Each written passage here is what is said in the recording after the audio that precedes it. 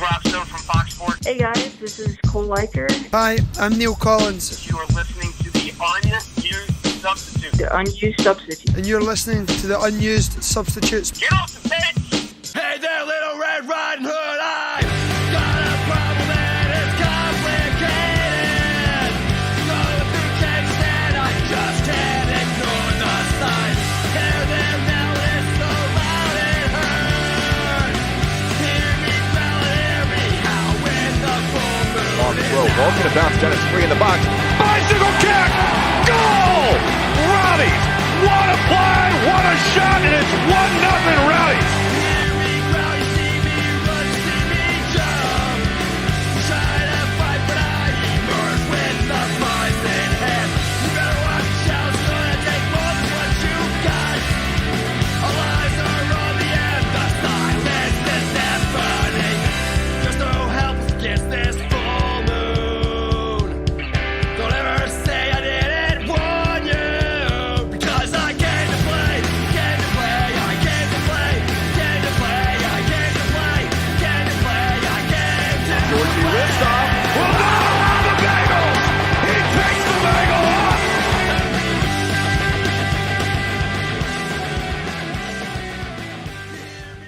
Good evening, everybody, and welcome back to another episode of the Unused Substitutes. We're your Rowdies Talk Radio, your green and gold gospel, live on Radio St. Pete, part of the Beautiful Game Network, and sponsored by Roughneck Scarves and Golden Goal Press.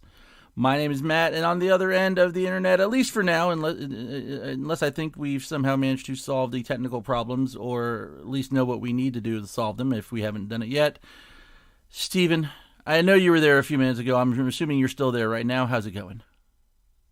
Well, I mean, unless there's a specter taking over my place and now the show's being commandeered by some random ghost, I'm here. I mean, you really can't ever rule that out sometimes.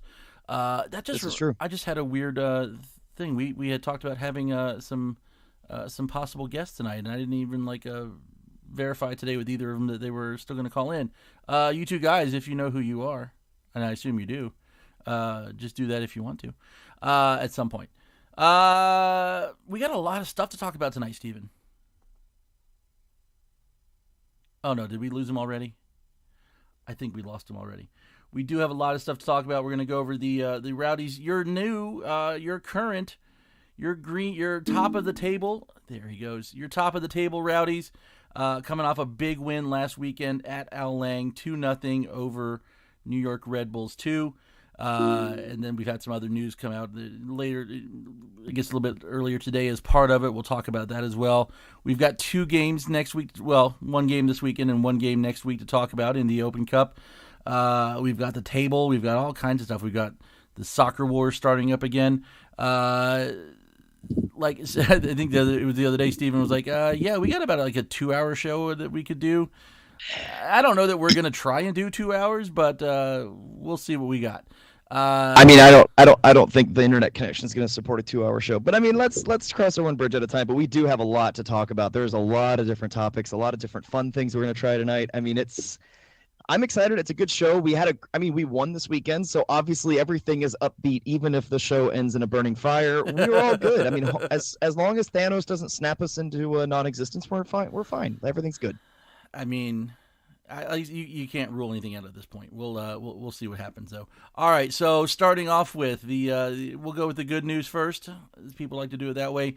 Last weekend, your Tampa Bay Rowdies leapt to the top of the table in the East, and honestly, if we're taking a look at the Western Conference, the top of the league in overall in USL in terms of just performances so far. With a comprehensive 2-0 shutout of the, at that time, top of the table Red Bulls 2.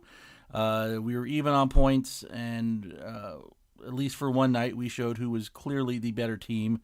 There's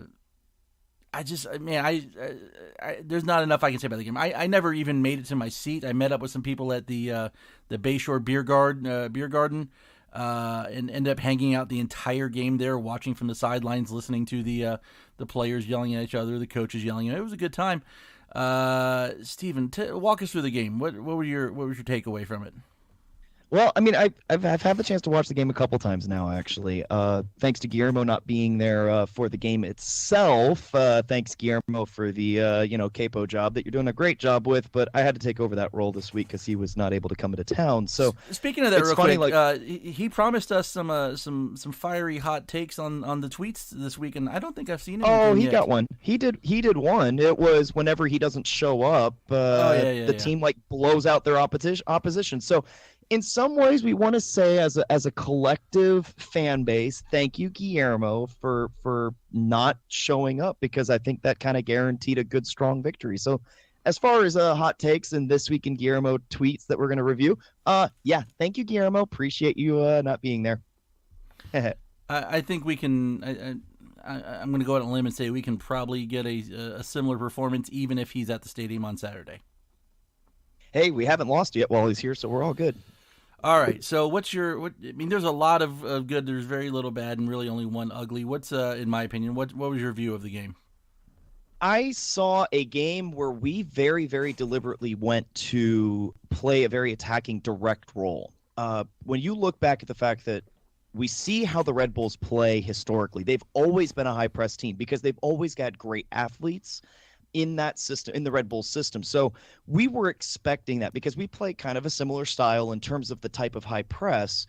So this was never going to be a game with a lot of possession. And that was, you saw that in the game for that night, was when we got the ball, we were not looking to make 10 passes in a row. In fact, we never did 10 passings. We did not have a 10 pass sequence all night. Everything was 9 or less. In fact, it even gets a little starker than that when you start really diving into the numbers. Every time we got the ball, we were immediately passing it either straight up the line or just over the top, and everything was just trying to go right at them the moment we touched that ball. And so in some ways, it kind of became a bit of a, not want to say an ugly game, but it was very much just one of those direct style, we're going to just try and score a goal each time we play it, and we're not going to try and beat around the bush. This is the intent. And in a lot of ways, both teams kind of played like that. And as a result, it was kind of a fun game because it was very high energy as a result. Like, I mean, as a fan, when you're watching this game, I mean, it was going back and forth fairly across the field most of the night, because every time anybody got the ball, it was immediately, let's just try and score a goal as quickly as possible. So It was a very, very entertaining match. And I think when you look at individual player performances, I mean, obviously, you cannot ignore the fact that Juan Tejada is like an amazing poacher, and what it takes to be a poacher is having good vision. And he has been able to put himself into positions, and I mean, obviously everybody looks at his work ethic, but his, again, off the ball movement, his ability to find space, like that's the whole reason why he got that second goal, was entirely about space. And I think that's something that can serve him going forward, because not every striker to be, and this was something I've always had a discussion with, where people look down at the level of play that we're at, where, everybody's looking for the next Ronaldo or Messi or whoever. I mean, there's a million players anybody can name that's on the world stage. It doesn't take much for a player to be a long-term professional player. Look at Chris Wondolowski. Everybody remembers him for the gaffe in the World Cup. But that man has played professional soccer for a really, really long time and has been successful at it. Not because he's scoring goals from 30 yards out into the upper 90 off of both posts, but because the man poaches like a demon. And so when I look at this, like, Juan Tejada's not necessarily going to beat anybody in a sprint race. That's not the type of player he is. He doesn't have that kind of pace, maybe in a year or two, but he doesn't have it yet. Right. He creates havoc by obviously his pressure, but by the fact that he has a nose for space to get himself in a position to put the ball in the net if it comes to his feet. And that's what makes me excited about him right now, because that's what he's starting to demonstrate, is that level of soccer IQ that, when you look at players that we've had in the past, my famous example is always Daniel Antoniuk, where Antoniuk was always, he was never a sprinter. He was never anybody impressive as far as a foot strength, but the man scored like 15 goals because he knew where to be. Right. And I think I think in some ways that's what's exciting about Tejada. That individual performance of getting 2 goals against the Red Bulls too, that is phenomenal. And as a quick shout out, the team is absolutely right. That was absolutely deserving of at least an honorable mention when it comes to team of the week type stuff, and for the USL as a whole, because you don't score 2 goals against one of the number 1 teams in the league and not get a shout out for, hey, this is a pretty stellar performance. I don't understand how he did not get at least a shout. I'm going to assume also from that he wasn't really even under consideration for Player of the Week, which honestly I thought he should be after that performance on Saturday night. Yeah, I mean, ultimately I was kind of surprised too, as far as there's, again, and it's hard because as much as like vitriol that I might want to have against not having him on an individual basis be a Player of the Week, at the same time, I can't even imagine actually trying to draft that when you're looking at 36 teams is the USL up to now. Plus you have the same people are doing all the League One teams too.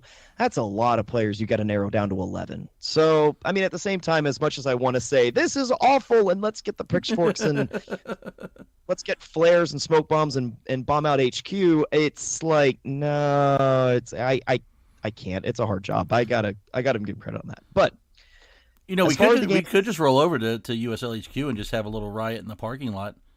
I used to work within walking distance of there. My building was like, I think 2 buildings down from where they were. So for like a while, I really could just walk over. I say we go for it. We could. We know where you park. I've got about 2 months off of work coming up in a few minutes. Yeah, there you go. Well, I mean, as far as the game itself, that was the big takeaways for me, was that it was a very direct game, and Tejada was brilliant. I mean, as far as his positioning and the trap that he had on the first goal, right in front of the net, the way he did, he like chested that down perfectly to do a setup for his left foot. That was a great bit of skill on his part. So major kudos to him for that game. I think for me, like, if we're doing good, bad, ugly, I mean, like, for me, that's my highlight, that him as an individual for that match. I mean, as far as that was kind of where I was going with some of the analysis on that. I mean, what did you have for good, bad, ugly? I mean, did you see anything in particular, watching the game? I mean, obviously you had a chance to watch it at a very unique perspective. I've never had a chance to watch a game down there at the Bayshore Lounge.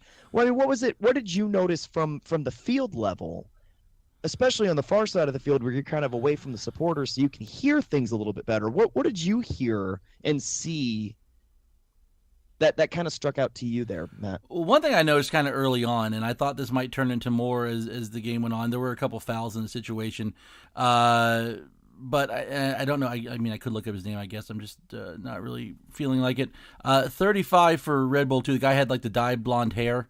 Him and Guenzati were really getting into it in the first few minutes as far as like pushing, shoving each other around on and off the ball. And I thought we might see some potential for some fouls, maybe some cards to develop there. It turned out that wasn't where the cards came from in the end.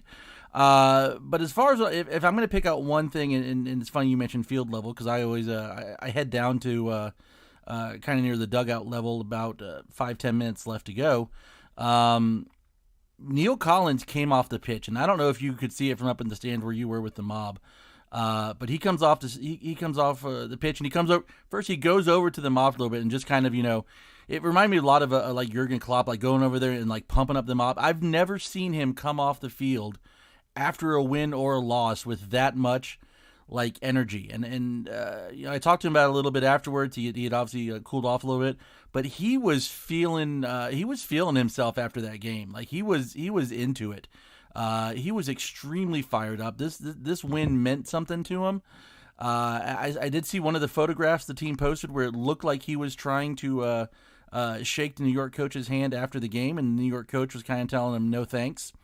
I know we all hold particular feelings about a certain team in purple, but as far as this league goes, I mean, the games we've had against New York, where we faced them in the playoffs in the first year, they had that 5-0 win over us the year after, or last year. Like, I'm not going to go as far as to call them a rival, but this is one of the better teams in the league. This is a team that you definitely want to beat, and this was a team that Neil Collins was excited to beat after the game. So he came off the field, and he's kind of pumping his fist, and he's kind of, saying some words that I'm not going to repeat on here about how excited he was. And I put my hand out just to say, hey, coach, hell of a game. And I don't know if he was trying to go for like a high five / fist bump at the same time, but he pretty much came close to tearing my arm off and beating me over the head with the bloody stump, and then gave me a big hug afterwards when we were doing the interviews. Like, the games mean a lot to us as fans, obviously. It means a lot to the players. I've never seen one where I've seen Neil take this much delight in winning a game, and it was cool to see that from him. Oh yeah, we could see it from the field. There was from the section. There was no question about it. He was absolutely on fire after that game, and I love it because it reminded me of what he said in an interview last year. That I think it was actually with you guys here at the Unsubs. Somebody had asked him a question about like expectations and what the goals were, and his response was something along the lines of, "This is the Tampa Bay Rowdies. Like, we have an expectation because this club represents something." Right. And that perspective of the fact that this is not just some run-of-the-mill, random, lower division development club that nobody cares about. Like, this is the Tampa Bay Rowdies. Like, this name means something. Mm-hmm. The history means something. And I love the fact that with Neil, you can see it that it's not just a professional pit stop for him, right? Or even in his context, like, because he's obviously a first-time coach on a professional level, this is not just a jump start for him. Like, you get the impression that he wants to make this club an amazing feat as far as what we do year over year or just in the individual accolades. Like, he wants this area to be represented on the world stage at the highest level we can be. And I think that the reaction you saw after that game says it all, because I think he really means that. And you can see it in his face. You can see it in his passion. You can hear it in the interviews that he gives. He wants this to mean something. And I love it because that's what as a fan, I thrive for that because, for those of us that have been going for like 10 straight years, it means something to us as a group, especially as the people that have been watching the team back from the 70s and 80s and then still go to games today. There's plenty of those people around the stadium.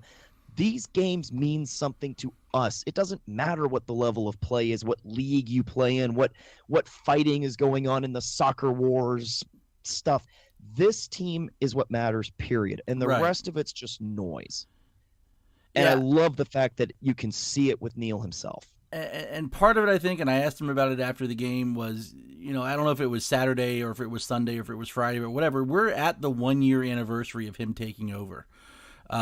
So a year ago at this time, he was on the field. There were two guys that were up in the stands, from the likes of Joe Cole and Georgie Ristoff, who were watching on Saturday, who were on the field playing then. And remember, like, where we were a year ago to where we are now, handing debuts to youth players in the Open Cup, setting club record unbeaten streaks, top of the table, and putting in a dominant performance against a team that one of the teams in the East you measure yourself by. So, I think a lot of it, had to do with that as well. Like, he's really, at the end of his first year of coaching, and he's doing a damn good job so far by this point. Oh, absolutely. Yeah, no, it's been fantastic. Because, that was one of the things that I was worried about the most is that, for me, going into the season, I'm not a huge fan of a 3-5-2 formation. Just a personal preference. There's nothing, again, I don't think there's anything wrong with playing one. I think I've said this before, certainly off the mic.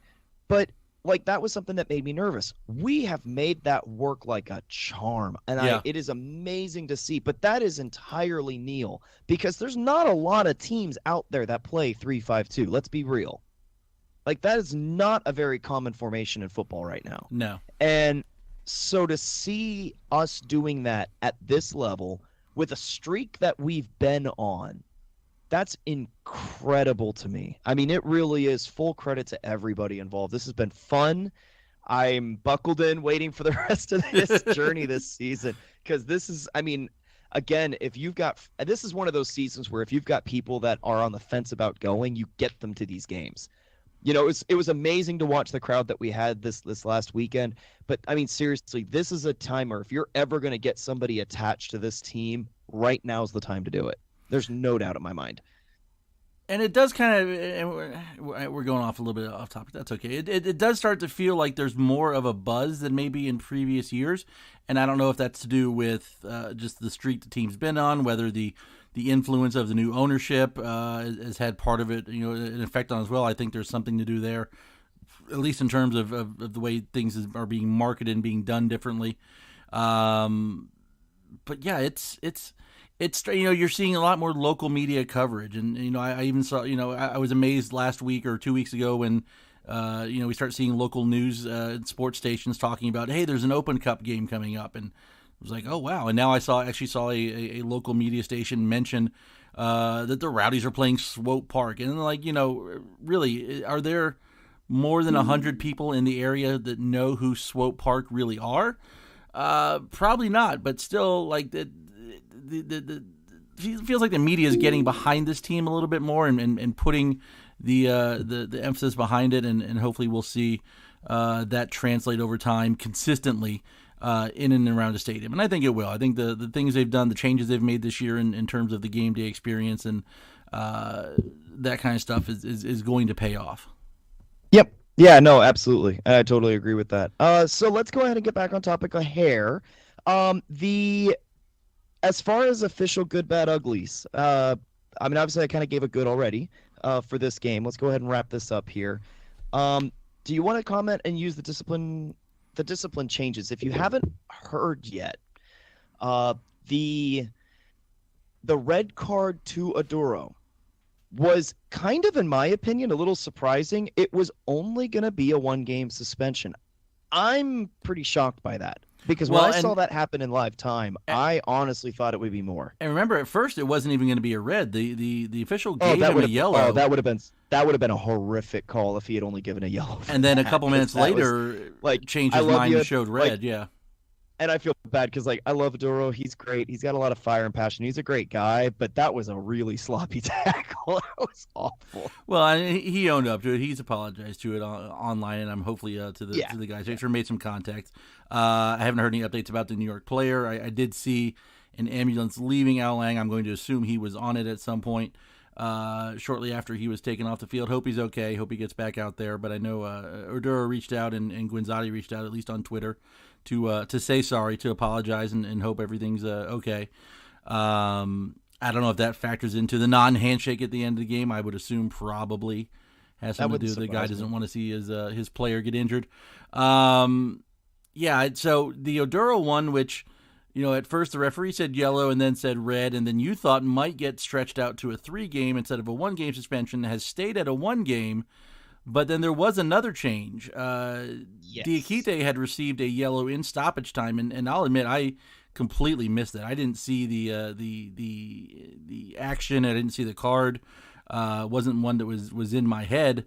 And then today the yellow has been not reversed, but I guess enhanced is how we say, turned into a red card. So we'll be without both of those guys this weekend. Against Swope Park, and I don't mean to keep putting down Swope Park, but if you're going to miss a game right now, miss Swope Park. Yeah, if you go back and watch that tackle, it was funny because, and you and me discussed this before the show, I didn't remember it off topic, right after the game, but it was funny because when I watched the game again, and I saw that tackle, on the broadcast happen, I was like, oh my gosh, that's a horrible tackle. I mean, it was pretty much a 2-footed cleats up slide tackle from behind, and he basically trapped the guy's leg underneath him. And it was I'm not even sure what he was thinking there, because it was kind of there was never a chance that he was ever going to get the ball. I'm kind of wondering if the reason for the maybe lack of a handshake or whatnot after the game was maybe Neil tried to defend it a little bit or tried to brush it off, and that might be a good reason why a coach might not like you right now. But as far as like watching that again, I was surprised that only got a yellow card when I rewatched that game. That was one of those. I really was kind of surprised that was only a yellow. So when we found out today that ended up becoming a red card, I honestly, from a neutral perspective, that made sense. That's a good decision on the retrospect. So now, though, we look ahead a little bit because obviously now we're down 2 important defensive players. So this might get a little interesting against Swope. But as far as thoughts on Red Bull 2, is there any last things that you can think of that you want to bring up as far as a topic? Other than our man of the match, I think that's it. Which for me is Tejada. Yeah, it's the easy. It's sometimes it's the easy out to pick the guy that scores the 2 goals. I thought Poku played a great game. We saw some good performances from around the field as well. But I mean, this is a breakout game for Juan Tejada. And I know you haven't had a chance to yet, but to come down when we do the player interviews, if you ever just need a shot of just pure joy in your life, talk to Juan Tejada after a game like this. He's just so much fun to talk to. Giant grin. He's just, kid in a candy shop right now. Where he's, we saw the video earlier in the week of Joe Cole coming out to training and working with the guys, and Juan kind of giving him almost like a bear hug, big high five, whatever, slap on the back. So here's a kid who was, not a professional player at this point last year, and now he's 3 goals into his professional career. In the league, he's making starts. I will say, I thought it was going to take a while for someone to replace Georgi Ristov as a fan favorite, not necessarily in terms of production. And I don't want to say that he's replaced him, but he's obviously the heir apparent right now. I think go back further because there was a different comment on Twitter from this week where somebody had made the comparison about maybe this is the new Luke Mulholland. Yeah. And I like that comparison a lot. I got to see Juan dive over the ad boards first. It was my response to that one. But yeah, or taunt the opposing supporters in some capacity, whether on the road or at home. Luke had some fun with it, and it was fun to watch. I think that was one reason why we all loved watching him play, was not just because he was a great talent, but he had some fun on the games, on the pitch itself, as far as taunting or enjoying the moment. Yeah. And yeah, that's been fun. Tejada's great. Obviously, you just mentioned, I haven't had a chance to go and do anything post-game as far as interviews yet, but I've had a chance to interact with Tejada post-game. After the games, as far as after everybody's leaving the stadium and things like that. And yeah, no, you can see it in his eyes. He loves it. He loves it here. He's kind of one of those players that loves life at the moment. So you can just see the passion and the fire that he has, and it's just, you could see it bleed over in his game, and you could see it kind of, the energy kind of pulsates, not just around the team itself, but the stadium and what the fans do to get into it. Yeah, he's definitely rallying himself quite the following right now. Which is nice, because that's something else that I think that a club needs when you're talking about building the buzz in and around the stadium and building the following. He was interviewed last week on the local media, kind of talking about his whole pathway the last few years.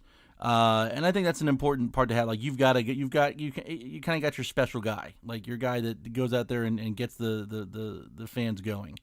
But let's move on. Other games, Eastern Conference scores from last weekend, and then we've got actually 2 games going on tonight. Indy beat Charleston 1-0. Louisville and St. Louis drew 0-0. So did North Carolina and Birmingham. Nashville and Charlotte drew, but at least they scored goals. It was 1-1. Hartford finally got a league win to go with their Open Cup win, 2-1 over Loudoun. Swope Park, who we're going to play this weekend, drew 1-1 with Atlanta United. Bethlehem Steel dropped a 3-0 decision to Ottawa. And then something you've introduced this week. Do you want to read this part out since it was your brainchild here? Oh, man. I'm not actually 100% sure what we're the notable games. Well, as far as, so what we're looking at right now is obviously we want to pay attention to what teams are in the playoff picture. And we want to make sure that people are watching those games because obviously we want to bring more league awareness in general to the fan base. So, like, if you are, obviously nobody's going to be expecting anybody to watch every single game. Like, who actually wants to watch Hartford and Loudoun when you are top of the East, right? I mean, let's be real. So, one of the things we wanted to at least pay attention to the games that matter to us as far as who may affect us in the playoff future or who we may end up facing in the playoffs down the road anyways. So, obviously, as far as that's concerned, upcoming this week, Red Bulls play North Carolina. That's a good game. It's North Carolina's traveling for that game, so that one should be fun. That one's obviously going to be a pretty big bellwether to see how well New York can respond to what happened this past weekend. North Carolina's still kind of struggling in a bit of a rut right now in terms of they can't seem to get themselves going per se. So they're kind of still floating in the 7 through 10 range for standings. As far as other games that we noticed in particular, Indy plays Nashville. That is a very, very, very good game. Mm-hmm. You're talking a couple of teams in the top 5 in the generics, and pretty much not just the generic standings, but even in the points per game standings. That's 2 teams that are in the top 5. So, that's one of those things where if you've got nothing to do on a Monday afternoon or something at work and you want something in the background, that's a fun game to watch because that's going to be one that's going to be important to us later down the line. The last game that we noticed, I believe, is actually being played tonight. Yeah, it's at halftime right now. Yeah, that was your Birmingham-Nashville game, I believe. So yeah, Birmingham currently checking in at number 10 on the at least the regular table. I didn't memorize our points per game table, but Birmingham-Nashville are 0-0 at halftime. Not as notable, but also still going on. Well, I guess we could call it notable because we're playing them this weekend. Oh, yeah. Swope Park is level with Memphis, 1-1 at halftime in wherever Swope Park calls home. I don't even think I think they play at Sporting KC Stadium now, don't they? Yeah, they play at Children's Mercy Park. Okay. Yeah. So 1-1 there at the half. Feel free to, I don't know, like 10, 15 minutes of stoppage time, second half. We'll tire these guys out a little bit before they come flying down here for the weekend. So our current, we're going to compare our traditional and our points per game table. I'll talk about traditional, and Steven, you can go over the point per game. And we might need to do a projection for this if Birmingham Nashville stays the same, but we can go with what we just have now too, I guess. Top of the table, number 1 on the list, and number 1 in your hearts, the Tampa Bay Rowdies, 3 points ahead of New York Red Bulls, 2 in second place. Nashville in third, St. Louis in fourth. Both of those teams are 4 points back of the Rowdies. Indy 11 in fifth, 6 points out of first. Ottawa Fury and Louisville City in 6th and 7th, also on 17 points. North Carolina and Charleston 8th and 9th, respectively. Also level on they're 16 points level. Both level on 4 wins, and it goes to goal differential at that point. North Carolina leads with a +8 to Charleston's +3. And then, like we said, at the bottom of the current playoff team rankings, at least, Birmingham Legion, 3 wins, 4 losses, 4 draws, a -8 goal differential on 13 points. You've got 3 teams just behind, 1 point behind Birmingham in the just out of the playoff spots: Bethlehem, Memphis, and Atlanta. So getting a draw tonight is kind of big for Memphis. They could jump into that. They would actually, because Memphis would swap places with Birmingham tonight because they'd be level on wins, but Memphis would have the advantage on goal difference at that point. 14th is Pittsburgh, Loudoun United at 15th, Charlotte at 16th. This weekend's opponents, Swope Park, 10 games, 1 win, 6 losses, 3 draws, a goal difference of -11 with 6 points. And then Hartford, 1-9-1, 4 points at the bottom of the list. The other thing, and I usually mention this in the bench, but and I'll talk about the bench in a little bit too. I always like to throw in there like what team's in the best form right now, and also us. 3 wins and 2 draws in our last 5. Louisville will be next, but they've got 3 wins, a loss, and a draw. And I believe there's Pittsburgh has 2 wins and 3 draws. So, if nothing else, it's a sign of the quality of the team. Like we're top of the table. We've got, we're tied most wins. We've got the biggest goal differential. We've scored, I think we've probably scored the most goals, most points, and best form so far. So sometimes you take a look at your team and you're like, well, are we really this good? And a lot of the stats right now for the Rowdies say yes. But let's take a look at the points per game table. What do we got, Steven? Yes, because the big thing about this is like even though we've got a good advantage on the overall table, the fact is when you look at what teams are that we have games in hand against us. I mean, you look at the fact that Indy and Ottawa both have only played 9 games and have 17 points. They are within striking distance on par with us as far as kind of the generics. So, I mean, we're not separated yet. That's the big thing that's important to keep in mind here. So when we look at points per game in terms of where that shapes the playoff table, top 3 remain unchanged. Rowdies, New York Red Bulls, and St. Louis are still your 1, 2, and 3, but the margins are really super thin. I mean, obviously, like Rowdies are averaging 2.09 right now. Red Bulls are at a flat 2. St. Louis is just a 10th of a point behind that at 1.9, and then it goes to a 100th of a point after that for Indy and Ottawa. Both have 1.89.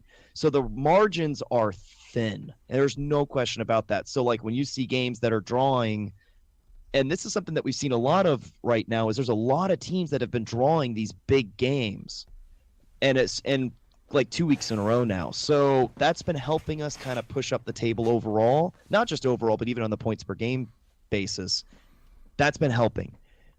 After that, you go down to Nashville's down to a 163. They dropped 2 places on the points per game table, which is an important drop.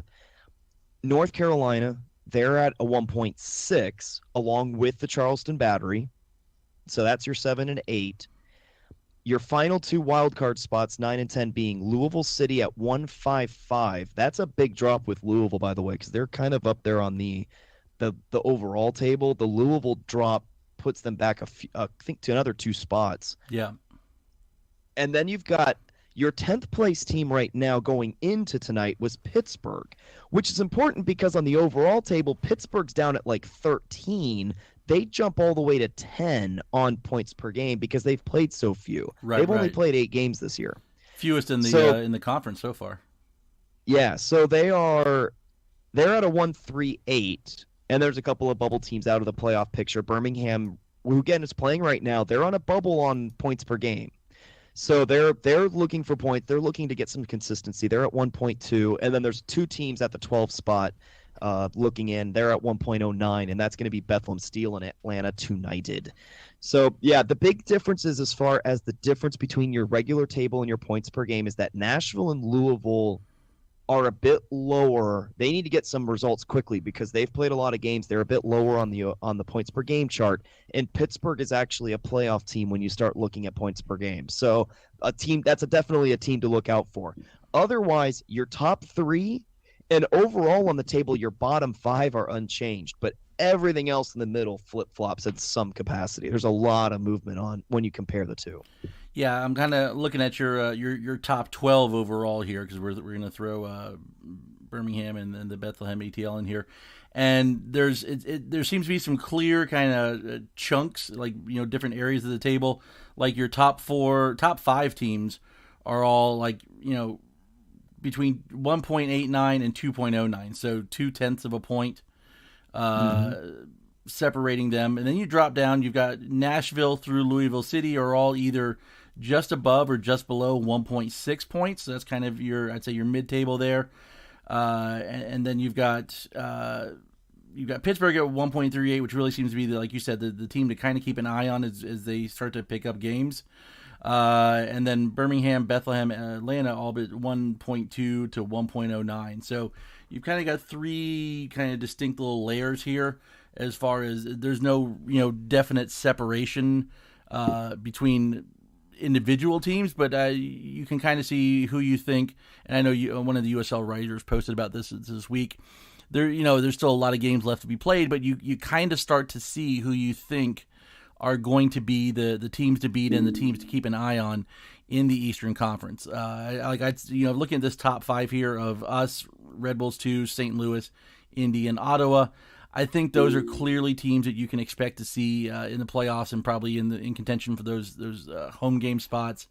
And then down here at the bottom, your Pittsburghs, Birmingham, Bethlehem, ATL are teams you're going to see probably fighting for those play-in games to get in there. So you can't like make a call at this point, but you can start to lean certain ways on certain teams, I would think. Absolutely. And I think that's and that's the thing, as far as from a Rowdies perspective, it's important to look at this because you know what games are going to be important. It's good to be knowledgeable on this. Like, you want to know what are the important games, what are games we can sleep on, or at least come to expectations of we're going to win versus we have to really put an effort to win type of deal, you know? So, I mean, obviously, like, there's a big difference between New York Red Bulls and Swope Park. I mean, anybody could tell you that. So I'm going to use that little that line there as the segue. The games you should win. Speaking of, we're going to preview Swope Park real quick, and honestly, with two teams to preview in two different competitions tonight, you and I talked about this. Like we said, Swope Park is what 1-6-3. They've got a -11 goal differential. They've got 6 points total on the year. Even with Oduro suspended, Diakite suspended, this is still a game that I feel like we should win pretty easily. I'm really not super inclined to sit here and compare statistical categories. And honestly, one of the reasons why, going through some of them, it makes it sound as if these teams are pretty much equal in attacking terms. Defensively, we're still so much far ahead. What I would maybe do is for this game, this is the first time we've played Swope Park. Don't know a ton about them as a team. They're Sporting Kansas City's affiliate, their B team. With these two guys suspended, who do you see filling in? And Neil has shown that he really likes this 3-5-2 formation. Assuming we stick with the same formation, what guys do you see filling in and taking Diakite's spot and Oduro's spot? Well, I think in some ways, I mean, we haven't really seen a whole lot of terms of what players would fit in, but I think it would be fair to say that Kone would probably fit in as the center defender for Diakite. He's done it for the Open Cup game. Whenever we've tried to bring in somebody to act as a fourth defender, if we're trying to save a lead, Kone's usually been one of the guys that come in to do that role. So I think that would be a fair assumption to make as far as Diakite and his replacement. For Oduro, that's a bit more problematic because we really haven't had much of experience for other players. I saw one suggestion online today was having Doherty start in that position. Mm-hmm. I think that would make sense. I don't know, from what I've seen this year of him, the only thing that has me worried is that Oduro flies around the field. Now, granted, a bit sometimes, recklessly. That's why he's had so many yellow cards this year so far. But he does have a tendency of flying around the field. Doherty does not have, at least from what I can see this year, he doesn't have the same kind of intensity like that. So that'd be the only thing that I'd be worried about when it comes to comparing those two players face to face, is that I don't know if Doherty would be up to covering the amount of field that Oduro does on a game-to-game basis. Because I would bet that if you compare starts, I bet Oduro probably covers more ground every game than Doherty does in their roles. Now, granted, they play slightly different positions even when they're on the field together, but I think that the data would probably back up if that was even. I don't even know if that data exists for distance ran, as far as that's concerned. I mean, not in a form that's probably available to us, but I'm sure that the team has it. Yeah, exactly. But I think it would make sense to see Doherty go out there. There haven't been a lot of. I mean, we really haven't seen a lot of opportunities for other players to take that role the last year and a half now. I mean, because Neil pretty much slotted him into that role really quickly last year. Yep. So, I mean, it's going to be interesting to see what happens.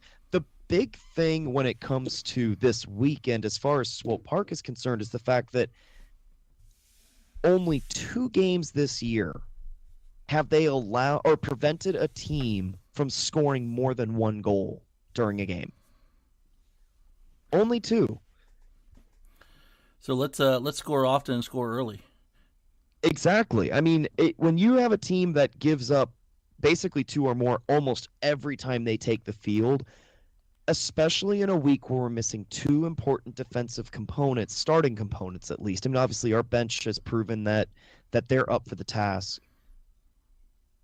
This is definitely a game where we need to go out and definitely put a goal or two in by halftime, because you don't want to give Swope Park any chance at a, hey, we can do this thought. Right.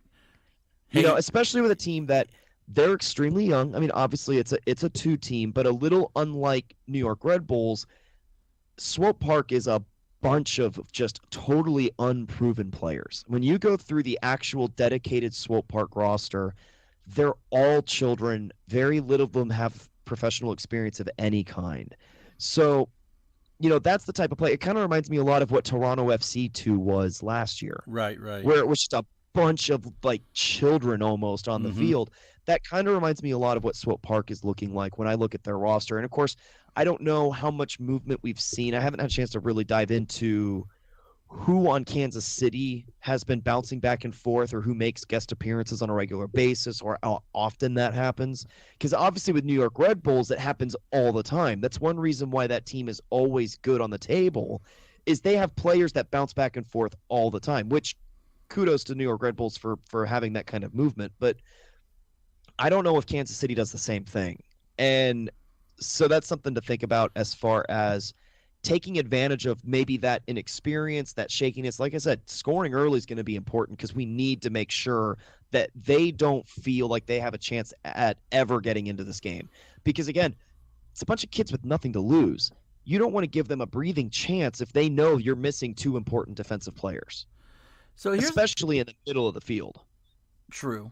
Here's something I was kind of thinking about the last few minutes as we've been talking about this. You know, the last Open Cup game, we kind of had the advantage of basically a week off before.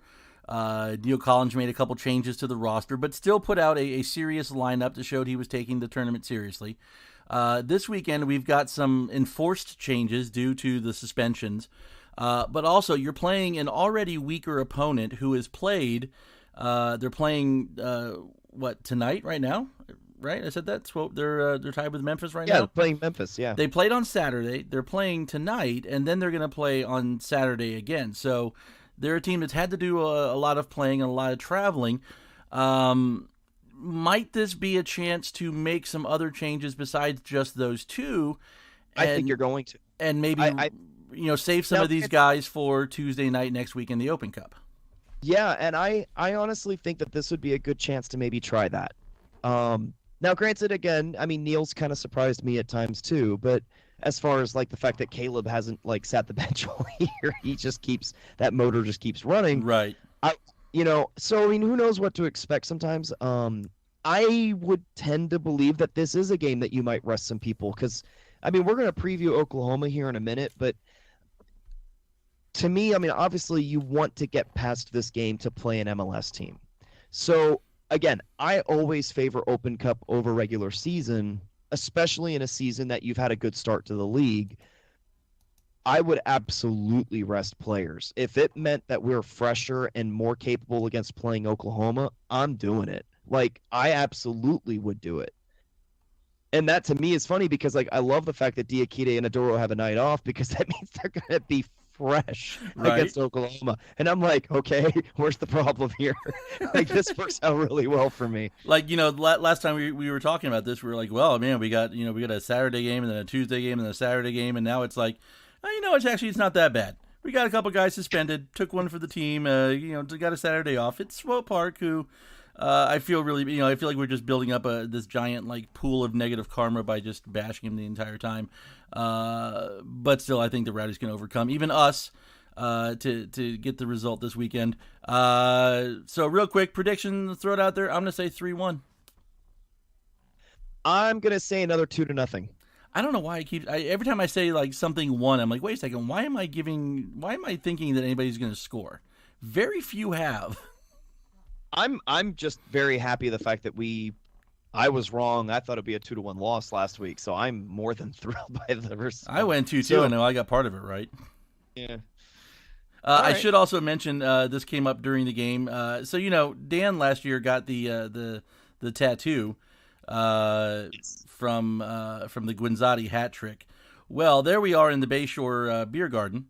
Tejada's got a brace, and a couple people around me are like, "So you gonna do it too?" And I'm like, "All right." So I put it out there. People took note of it. I said I will put this offer up for the remainder of the season. Tejada scores a hat trick, and I'm getting ink. I believe I refer to it as a tramp stamp. Good. And some people were saying, "Oh, it's going to be this, it's going to be that." I'll tell you right now, it's going to be the Rowdies logo. As the I will say this, I'm not ready to do anything like that. I mean, I don't have any tattoos right now, anyways. I don't know if you do. I have none. I'm old and boring.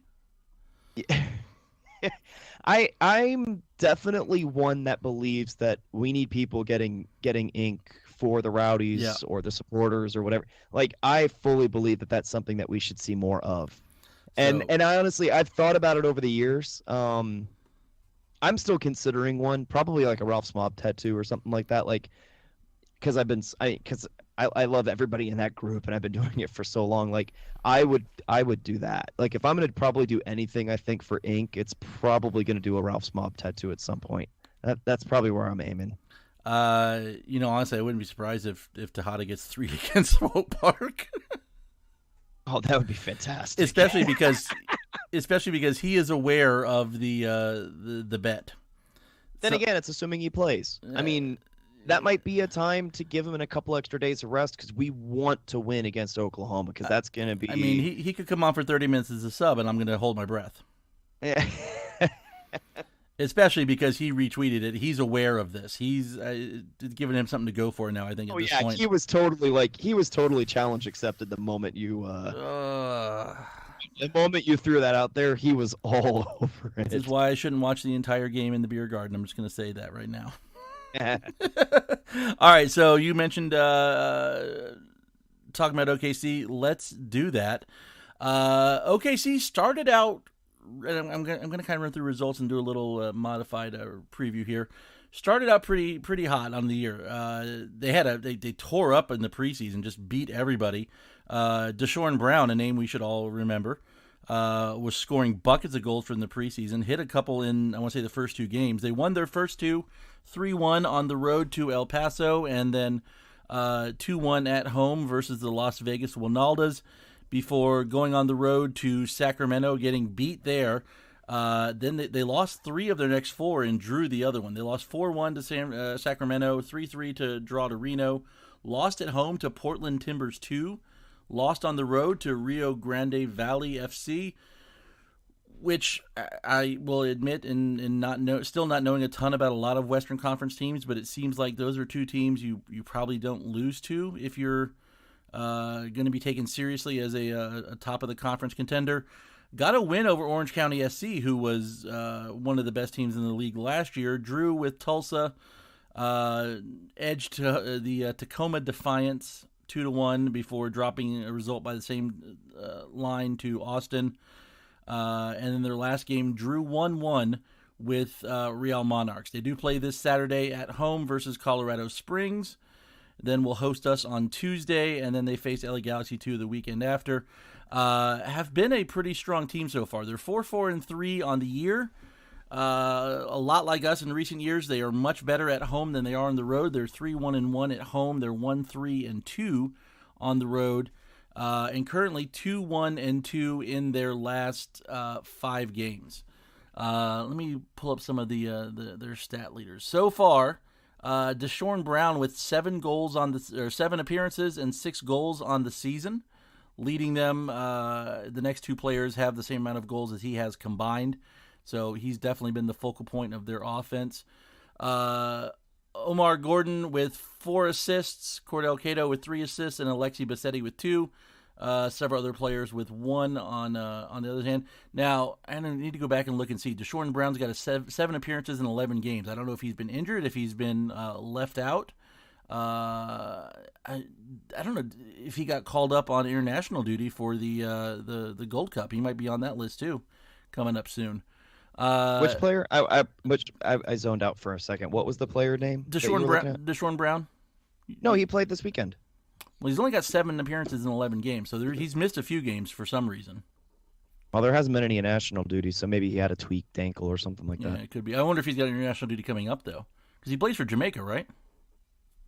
Well, that's the national team he represents, Yeah. and he's not the only one that makes appearances for Jamaica on this team. That was one of the things that I noticed when I was running through their roster. I don't know when the next time that I know they're getting close to Gold Cup action as far as the call-ups, but they're not going to be missing any time. Right. I mean, they they're won't going be to be missing there this. They won't be missing for Tuesday, this that's game. for sure. So. Yeah.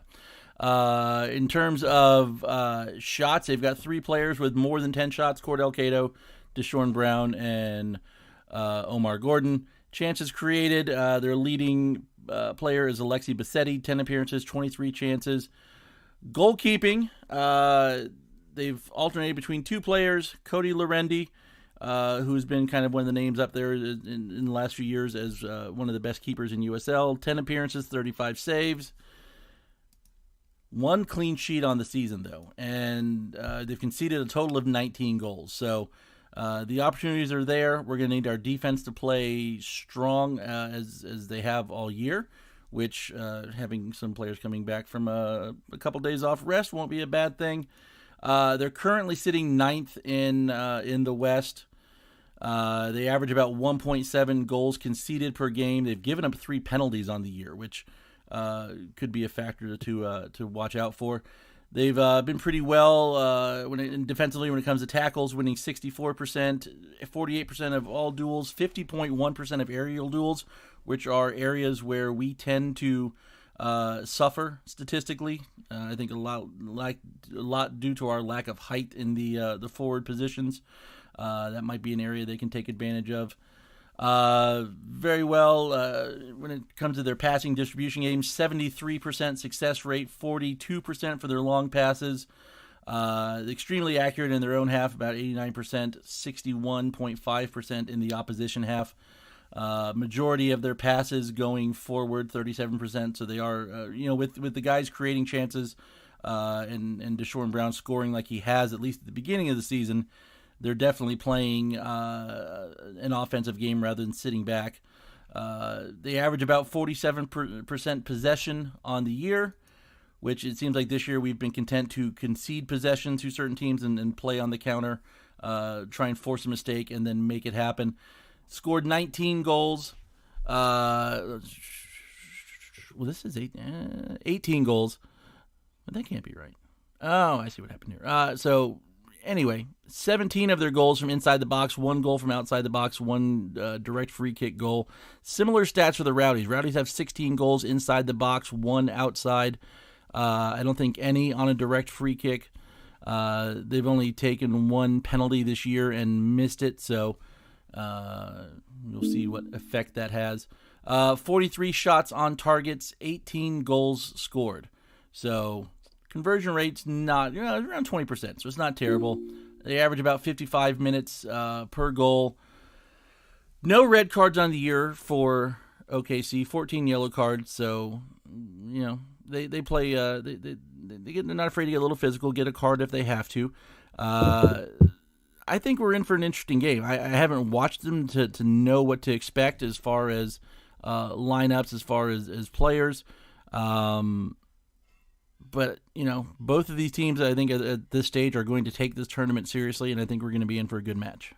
Oh, yeah, no. This is going to be a great game. I mean, Oklahoma City has at least 5 players that have a lot of MLS experience or just experience in general at a high level. I mean, Atiba Harris, Javon Watson, Cordell Cato, those are 3 MLS caliber players. They've been playing for at least 3 or 4 seasons apiece the last couple of years with an MLS squad, if not longer than that, for some of those. So those are some great talents that are just kind of on the edge of being an MLS, regular player.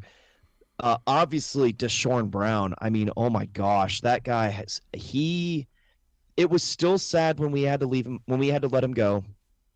I'll never forget that, him and Damian Lowe that year. That was really, really, really sad. Because I watched a couple of games for Oklahoma just to kind of get myself a little bit more acquainted. Deshaun Brown has a cannon for a shot, and he does take them out. So that's going to be one thing that that I'm going to be kind of glad Adoro has have to be able to close that distance, because he is not afraid to shoot from distance. I mean, that is going to be something that's going to be really important for us to make sure we're not giving him free chances. The other player that has a tendency, Owain Gordon, he's like a career player from Montego Bay in Jamaica. I don't if you've heard about it. That's a team that historically has always been one of the best club teams in Jamaica. Wasn't it one of the ones that Ricky Hill coached before he came here? Yes, I do believe so. I think so. Yeah, if memory serves, that was the team. I mean, that's a team that, like, they pump talent out that go to MLS all the time. I mean, that is a really, really solid run scouting type department. Like, if you're in Jamaica, that's like one of the teams to play for, you know, if you're worth something. You know, so, and he as an individual, his dribbling is like, he is not afraid to go after people as far as a one-on-one is concerned. And he's really good with the ball at his feet as far as those dribbles and the quick turns and giving himself some space and creating his own space. Like, they have a very, very high-powered attack when it comes to, we need to be on our toes, definitely. And that's one of the things that makes me nervous. Like, this is one of those games where this is going to be a hard match. Now, it's funny to think about the fact that Oklahoma's done so well at home, but if I'm not mistaken, if memory serves, Taft Stadium is a turf field. But I don't think we're playing there. No, we're playing. The game's going to be at Oklahoma University. Yeah, I think it's called Crane Stadium or Crane Field. Let me look it up real quick. So it's kind of funny because that means that their advantage that they've had playing at home is kind of irrelevant right now. So that actually probably better serves us, because if I'm not mistaken, watching the Open Cup game, I believe that Oklahoma Stadium is grass where they were playing.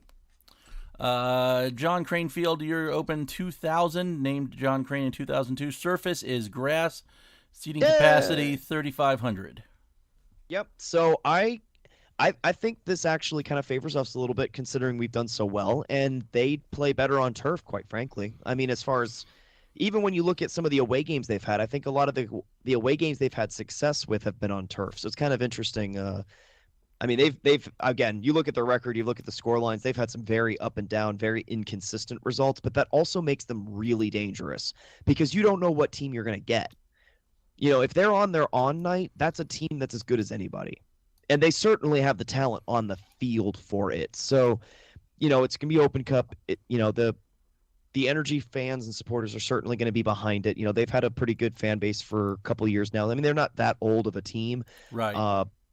But, you know, their supporter group, you know, I remember reading a couple stories. Obviously, there was the tragedy back with the terrorist attack in Oklahoma City, you know, back, you know, many years ago now. Mm-hmm. It's been almost, 20 or 30 years. You know, they've got a good connection with the city, with those supporters. And, you know, because they did some honoring events surrounding that as a part of, you know, the game day atmosphere, and as far as what they do and where they build their identity from as a supporter group. They're going to be up for this game because they know that they're facing one of the best teams, and that if they can get through us, they could probably feel like this could be a turning point in their season. I mean, this is going to be as big of a game for them for the season as it is for us as an individual moment. Right. You know, because we're looking at this going, oh, we're riding this massive win streak. We're just going to plow right through this team, and we're just going to make it to an MLS squad. And I'm like, yeah, no. In fact, here's the fear, though. One of the fears that I've had is, when I was thinking about this today, was that as much as I want to get hyped for Oklahoma, Swope Park is still going to be one of those kind of unpredictable teams that, with players missing, they could potentially pull a shocking draw, for instance, and that would be disappointing. Yeah, I don't think I don't think this is going to work this way, because I don't think Neil lets this happen. But it feels like it has the potential to be a trap game. Yeah, I could very easily see to me, the doom and gloom disaster scenario is we only draw Swope, and then we end up it throws our mentality out of whack a little bit because we'd be disappointed in that result.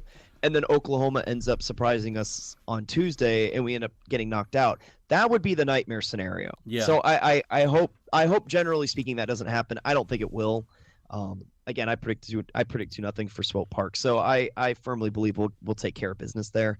And I hope we absolutely we have to win that game against Oklahoma. Now, mind you, keep in mind the draw for round 4, even if we win that game, we have no idea what's going on in the Open Cup until Thursday of next week. That's when they're not doing it Wednesday. They're going to do it on Thursday, right?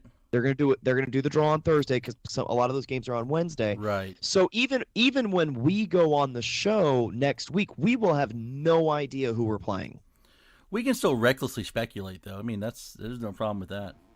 Well, I mean, true, but I mean, this is also the same organization that had us play against Seattle and Portland. So, I mean, at this point, I don't. How do you even predict? But I mean, that was before they made those changes that kind of emphasized geographical, fixtures for these early matches, right? Well, except that hasn't necessarily happened because we're going to OKC, so. Exactly. I mean, it works only as long as there's enough teams in the regions to actually make it work. Right. I mean, again, like you saw the fact that like we went up against Seattle, Portland. Of course, that was before some of the restructuring, but that was because they kind of ran out of teams to pair up against. So it kind of like depends on where in the country you start for pairing teams, and then you start looking at who has the best airports to travel. Well, guess what? TIA is a pretty amazing airport, so we can pretty much go wherever we want in the whole country, pretty much at the drop of a hat. And it's easy for teams to come here as well, too.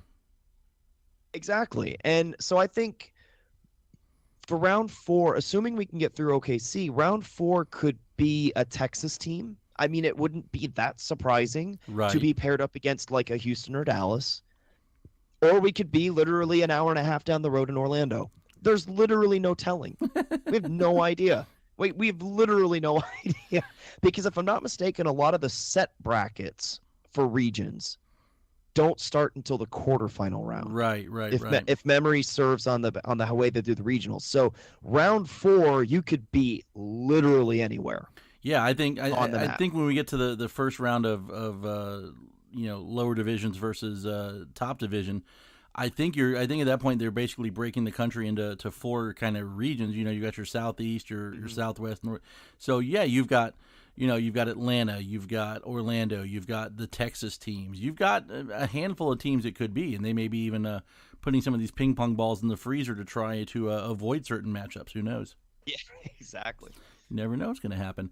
I did get some news from reliable sources. That sounds like breaking news, whatever. So Neil Collins was at the Sarasota Metropolis game on Monday night, which sadly I was supposed to be at, but had to take it, but something came up and I ended up not being able to go. Said that the New York player was fine, so good news from there. Sarasota did have another home game tonight and lost their first game of the season 2-1 to the Villages. So, whatever. They have another one on Saturday. Obviously, I won't be able to go because I can't be in 2 places at once. Anything else we want to say about the OKC matchup? As far as tactics and otherwise, no, but do we have predictions? What do you think will be the final score of the Open Cup at Oklahoma? Man, this is a tough one.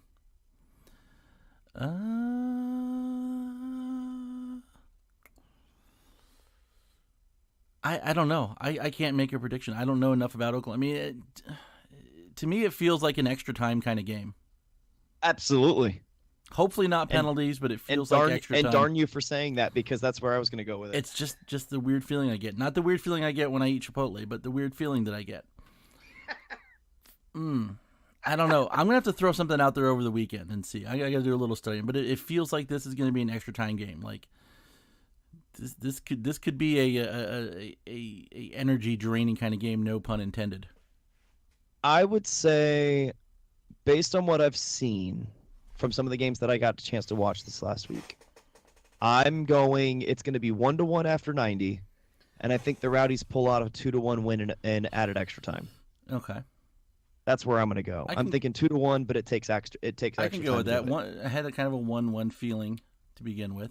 Deshorn scores against us will be my prediction. I mean, he's got a cannon. He could probably score from 30 yards out. I mean, it's without even breathing. I mean, he is I don't think he'll be as quick as that 8-second goal in what was it, Tacoma or Portland over the weekend? Did you see that? They didn't. They one of those teams scored literally. No, they played somebody else. One of those teams scored literally they got off. Scored on it. They got scored on in like the 92nd minute or something like that. It was like the very end of the game. One of those two teams. It was either Tacoma or Portland. I want to say it was Portland. Scored like 8 seconds into the game. It's the fastest goal in USL history. Oh yeah, I saw that. I saw the clip of that. And literally just dribbled from the kickoff. Guy got forward, pass leaked through to him, and he was off and then scored. It was almost like one of those like charity goals where somebody like a cancer survivor or something gets to go out and just dribble around everybody on a kickoff. It was almost like one of those. Yeah. That 8-second goal. Yeah. I remember watching that clip going like, how is that possible? You all are professional players. Like what? Or the Darren Maddox goal versus Cincy. Did you see that? I mean, versus Orlando for Cincy. Did you see that over the weekend? He took on like 4 guys by himself in the box and scored. And then since he does best and just decided to melt. Cincy they melted like a bowl of Skyline chili, which means they also smelled bad at the same time. So the one last thing we were going to talk about, and we're already over an hour, but I want to throw this one in here. We'll push the USL Academy Cup back again. It doesn't start till February. We got time to talk about it. But the latest round in SoccerWARZ is not going to be 2 leagues trying to put a team in the same town, same state, same region, whatever. The newest one, and I've read one short news story about this. I haven't had much time to go digging a lot deeper into it. But apparently USL is now involved in litigation with the UPSL, the United Premier Soccer League, basically alleging copyright infringement, trademark, that kind of stuff, that the UPSL name and logo is not distinctive enough from the USL and could cause confusion. What are your thoughts on this, Stephen? Here's the thing. You live in a society where everything becomes a lawsuit because, and I'm going to be honest, we're going to play a little devil's advocate on this, is that for a certain point of view, you have to be as a corporation, because especially when it comes to like trademark, copyright infringement, things of that nature. Now, granted, I'm not a lawyer, I haven't attended law school or anything like that, but from what I've understood of the situations involving those types of lawsuits, the problem isn't whether they have a valid claim or not to claiming an infringement. The problem is that if you don't show effort to defending your mark at every opportunity you find where somebody even remotely comes close to infringing on it, you've made yourself weak legally if somebody blatantly does it later down the line. Yeah, it's why Disney goes after daycares that paint Mickey Mouse on their walls. It's why Susan G. Komen goes after anybody that does anything for the cure. Like, if you don't defend your trademark or your copyright for every single little thing that's out there, you make your case weaker when it really counts against a big-time infringement. And that's, as much as I hate the fact that U.S. soccer just likes to eat itself because we don't have a federation that's independent as like a kind of an advisory board or a mediator to this kind of situation. Because like in my mind, that's what the federation's role is supposed to be, is a mediator. They're supposed to be here to make sure that all the individual leagues in this country are playing nice with each other and trying to create and fashion a pyramid of sorts. And obviously that's not what our federation is, because it's basically one and the same with MLS. So our federation is kind of more of just a marketing tool, really. But and when it comes to these disputes between lower division leagues and teams and stuff, there is not a better example of Jeffersonian laissez-faire mentality than just U.S. Soccer saying, go figure it out. Yeah, exactly, because they don't care. It's beneath them. So like they don't care. For them, in some ways, them not saying anything is more of an endorsement for USL for pursuing this type of litigation. Right. Because if they didn't like it, then they would say something to USL to say, hey, let's pull this back a bit. But the fact that they're willing to let it happen is basically their quiet endorsement. Now, again, like I said, to a certain degree, when it comes to corporate law, you have to do these kinds of lawsuits. It's kind of one of just the nasty parts about being a corporation. Like, you kind of have to do these things, even if you don't want to. Right. But that being said, the legitimacy of the case. Obviously, I think the logo question is just fluff as far as the lawsuit to try and make it look a little bit more padded than it really is. I think it all comes down to the name. UPSL versus USL. Well, there's the name. I've got the story up here, and this is on protagonistsoccer.com. I'll throw the link out there in the show notes later, or tweet it or something. From the filing, this is a quote from their article. From the filing, it appears that USL's main beef is that in or around 2017, UPSL began efforts to push UPSL into professional soccer play on a national level. Before that time, the UPSL was comprised of a handful of recreational, non-professional adult men's soccer teams that played against one another in regional matches in the greater Los Angeles area. As such, UPSL did not compete with USL in any meaningful way. But that changed, according to the USL, when in a short period of time, UPSL saturated the market with teams dubbed professional soccer teams. Much of the complaint is aimed at blasting UPSL for daring to refer to itself or its teams as professional, pointing out that the league has not been sanctioned by United States Soccer Federation as a professional league, whereas USL Championship and USL League One are both sanctioned. It also takes shots at the difference in the quality of online streams, stating that USL has partnered with ESPN to broadcast these matches using state-of-the-art technology. On information and belief, games streamed by UPSL often feature an amateur grainy display and poor audio quality. So they do mention, there is mention about the logo being, similar in terms of the colors being used. To me, the way it's always been described is that, what would a reasonable person believe by looking at it? And I don't know that either of us, not that we're not reasonable, but we're too informed, at least when it comes to these two leagues, or at least one in particular, to know the difference between them. So I'm not going to judge it on that part of it. The calling themselves professional when they're not sanctioned by U.S. Soccer, the part about the streaming stuff could be some of this could be maybe an attempt into creating a serious enough sounding lawsuit that UPSL is forced to defend it, and do they have the resources to do that in court?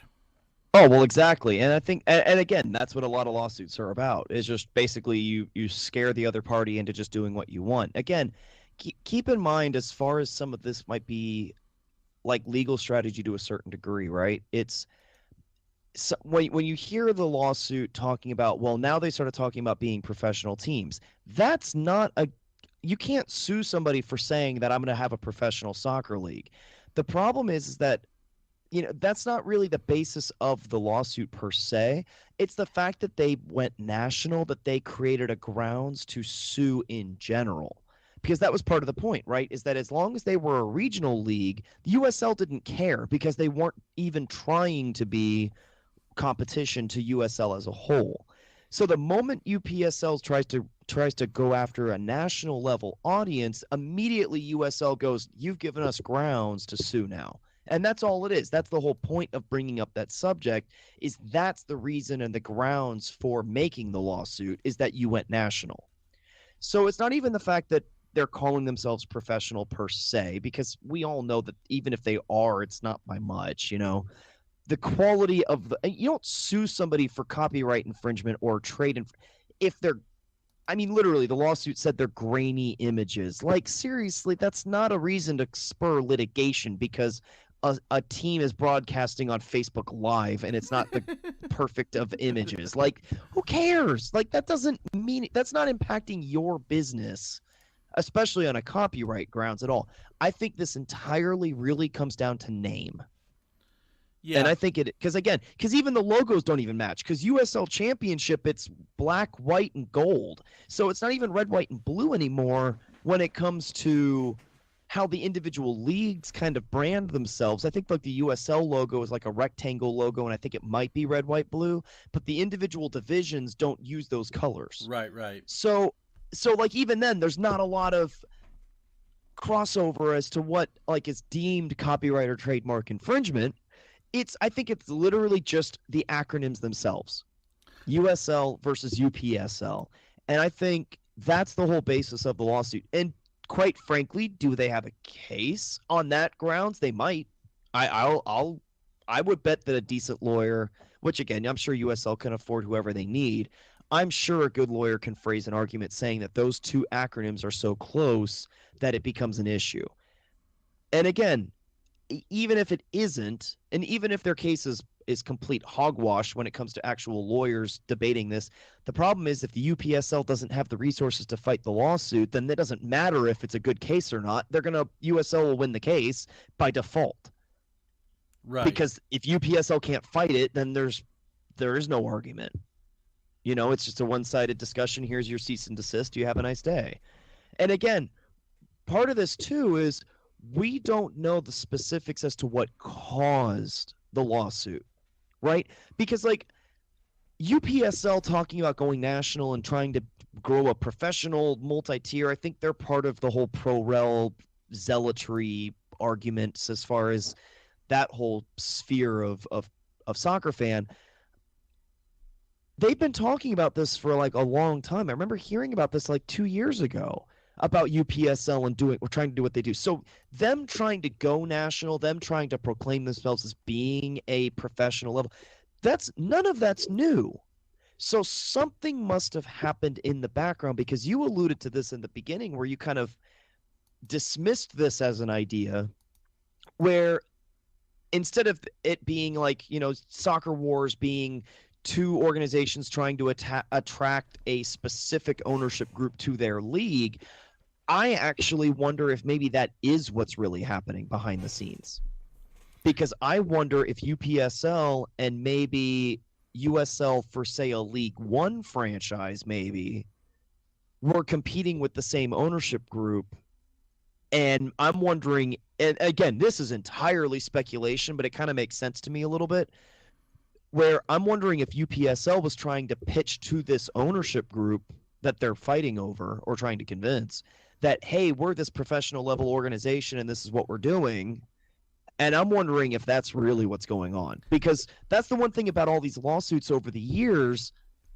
Again, if you've been following this since 2010, like I have, and you followed like the Brian Kwarstad blogs when he was running IMS Soccer News and things like that, that was always the thing going on in the background, is that like after the fact you found out the timeline of what was going on in the background was, oh, by the way, they actually filed this lawsuit because they started talking to Gordon Hartman or whatever. Right. And you found that you didn't find that out until like 2 or 3 years after the fact, that was like part of the real reason why there was a lawsuit. So I actually wonder if the real trigger for this is that there was talk about a competition of an ownership group, and USL's trying to prevent UPSL from even having the conversation with this competing owner.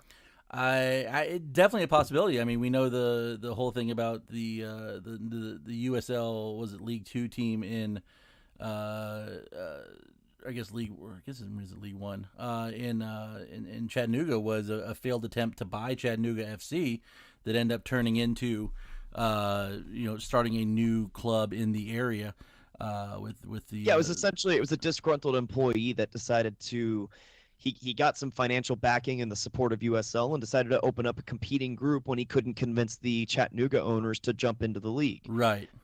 That was the whole reason. But of course, that's been kind of USL's operating mantra. Look at the Tampa Bay Rowdies and VSI Tampa Bay. Mm-hmm. I mean, that was kind of the whole thing here. I think from what I understand, some of that was they couldn't try to kill us. Yeah. And, did very poorly in that. Oh, yeah, of course. Which playing in Plant City somehow doesn't lend yourself to playing on the waterfront in St. Pete. And for me, part of the forgiveness on this is the fact that wasn't Jake Edwards. Yeah. I mean, granted, that was a Papadakis run decision. I mean, in terms of the league as a whole. So as much as I want to be angry at them, I am. But that's also not Jake. Yeah. Because Jake wasn't involved in any of that at that point. He wasn't hired for many years later. So, and that's who we're involved with right now is Jake. Yeah. As far as the hands-on leader in the league itself. So I'm kind of willing to give some forgiveness to the league as to what happened there. But at the same time, Jake is in charge of the league when they're looking at the Chattanooga situation. Because to me, Chattanooga Red Wolves, I hate to say it, shouldn't exist. Like, Yeah, that to me, not a fan of how they've gone about that.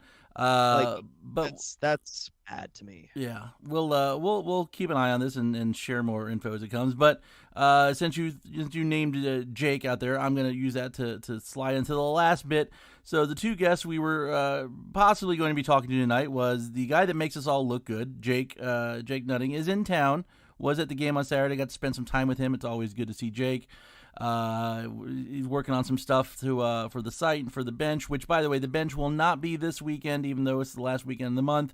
Since there's an Open Cup game on Tuesday, we're going to kind of time it to publish with that. So look for it around then. Jake either went to training today or he's going to go tomorrow, hopefully, and bring back some info from there. Hopefully get some interviews done. But Jake, and then the other guest was going to be our most recent co-host, Dan, with his news. The news why he left, if you haven't been following him online or on Twitter or on Facebook. But I see from Facebook that the two of them are at the Rays game tonight, so I'm going to assume they're not calling in. So we'll make Dan's announcement for him. Dan is running for the state House of Representatives from his district in Pasco County. Yeah, and it's great. It's that was the reason why I'm on the show. Actually, Dan and I are close friends. We've been close friends for a long time. So when he started talking about, like, really kind of openly with us about possibly running, him and Matt to a certain degree, like you too. That was like, you guys reached out to me when he decided he had made up his mind that he was going to really do it. Yeah. And he was going to run. So yeah, he is running in a district, I believe, that has an average of, from what I understand, about 70,000 voters on average. And he is running in basically what is, for those of you that are outside of Florida, for instance, Dan is running in a district that already has, if I'm not mistaken, the youngest state level representative in Florida right now. Yeah, I think she's 23, three-term incumbent. She's 23. Yep, she's 23. She's a recent graduate of University of Central Florida, I believe. Her family, she comes from a politic family. So, like, her father has been heavily involved in Pasco County politics, and she basically ran with the support of the local Republican Party, which, if you know this area at all, you would know this because, like, for instance, I've been involved in the past at a younger age with the Republican Party locally. They are really, really hyper organized. Yep.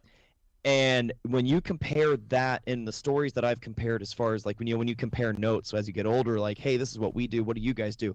It's so wildly different compared to what goes on in the local Democrat parties, where the local Democrat parties hardly exist by comparison. I mean, it's the local Democrat politicians that usually make it do it on their own merit and their own connections. Like, the party itself in this area hardly exists to a certain degree.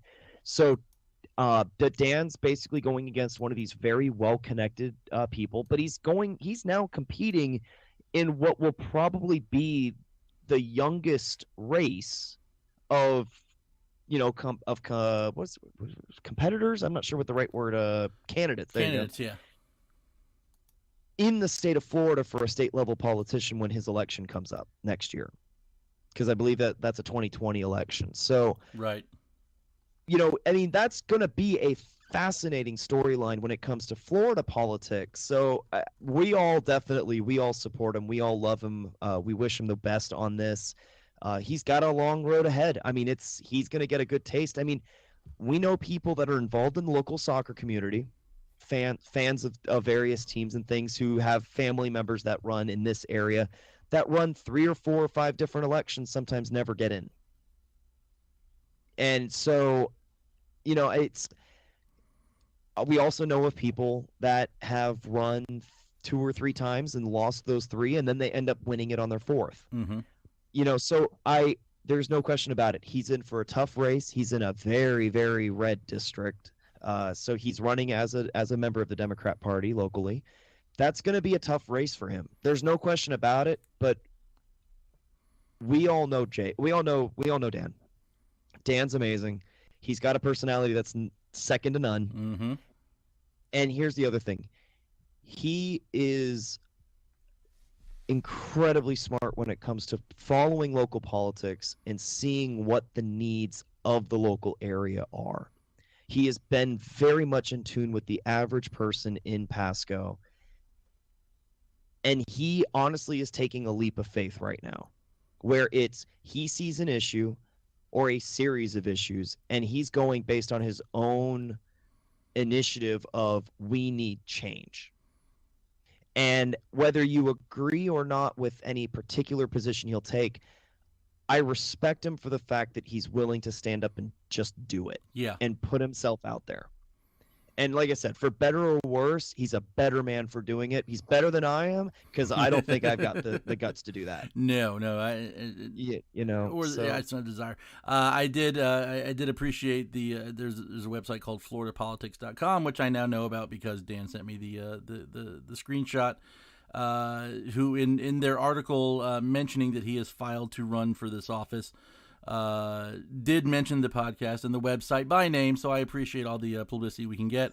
I don't know if it means anything, or if you'll even publicly acknowledge this, but we will go ahead and give him our endorsement in the Pasco State House race for whatever district. I believe it's District 36 in Pasco. So there you go. I don't know if we're the first official ones, but we'll put it out there. We do endorse wholeheartedly Dan for State House. So we'll have him on some point to talk about it, maybe as it goes on. Yeah, it's definitely going to be a tough one. I was talking to some people on Saturday because it was kind of the buzz around the tailgate from all the podcast fans, and it was like, well, does he think he has a chance to win it? And I'm like, well, sometimes you do things where you don't know if you have a chance to win. You do it because it needs to be done. Like, I've kind of always been of the mind that no election, regardless of who's in office, should be running unopposed. There should always be someone out there to provide a choice or an alternate opinion, even if it's one that I wouldn't agree with. Not that I do in this case, because Dan and I are pretty much in the same place politically as with each other. But that's the way the system should be, in my opinion. Anyway.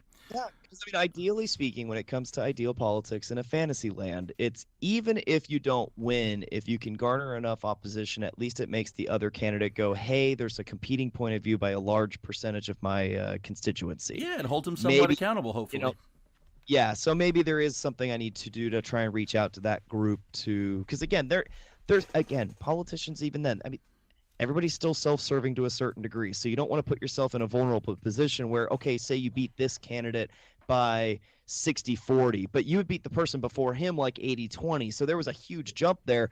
You're trending in the wrong direction. So there's a certain even if he loses, maybe he's opening up the door for the next person in line, or maybe he runs again, even if he doesn't win. So we'll see. It'll be fun to watch. He's definitely going to have our support.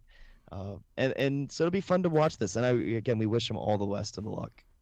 One last thing before we sign off. This show's been on Radio St. Pete for at least a year now.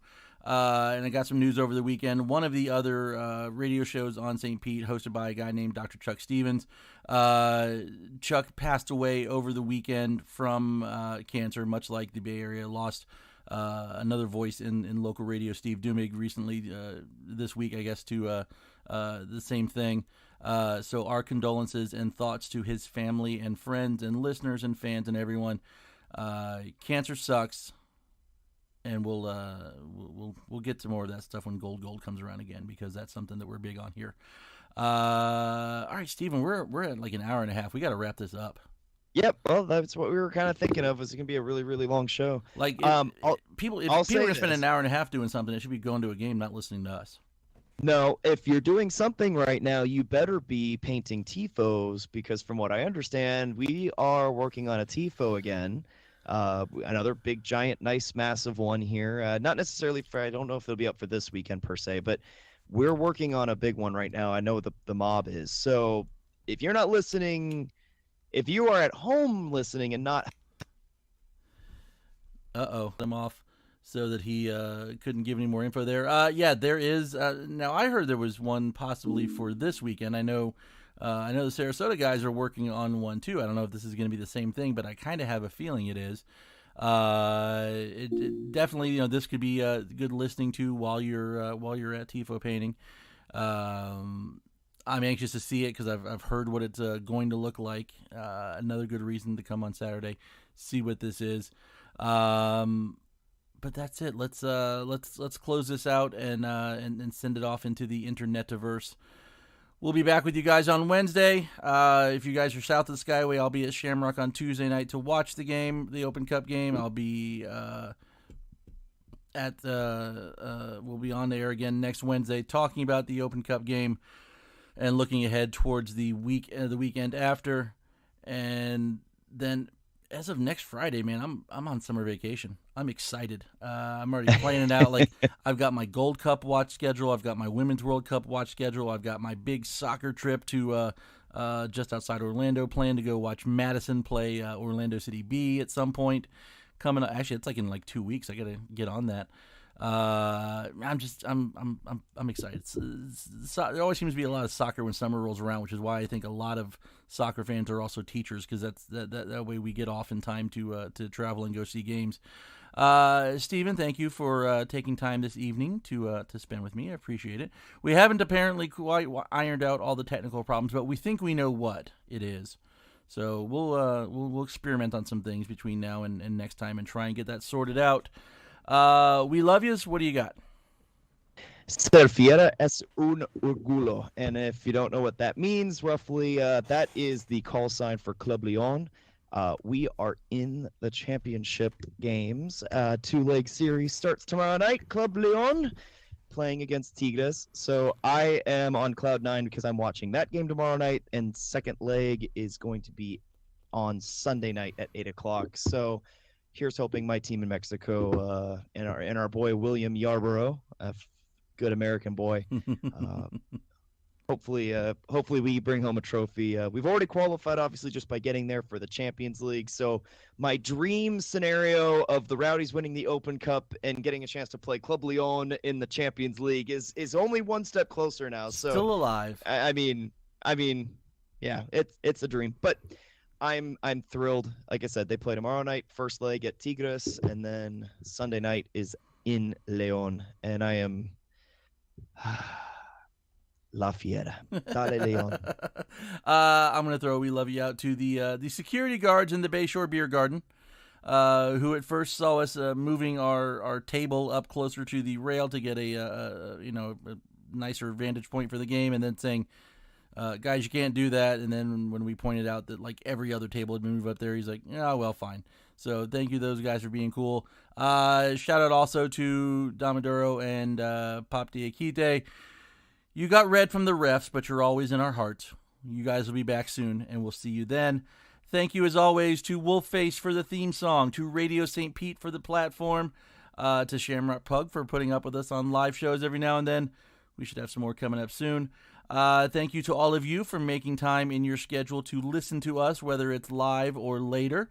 Please continue to share, subscribe, rate, and review, and hopefully get us out in front of more people who would like to listen to this too, for various odd reasons. If you'd like to support the show on an ongoing basis, check us out on patreon.com/unusedSubsPod. At the rate that Tejada is scoring goals, we're going to need tattoo money anyway. So please help us out with that. Thank you, as always, to our sponsor, Roughneck Scarves, the official scarf supplier of MLS, USL, and US Soccer. Get custom scarves for your group or team at roughneckscarves.com. Steven, I'll see you on Saturday. Oh, yeah. We'll be there. All right. Let's have some fun. We'll see you guys as well. This has been the Unused Substitutes. Good night. Go Rowdies. The Rowdies were here, the Rowdies were there, they kicked the wall around. The Rowdies were here.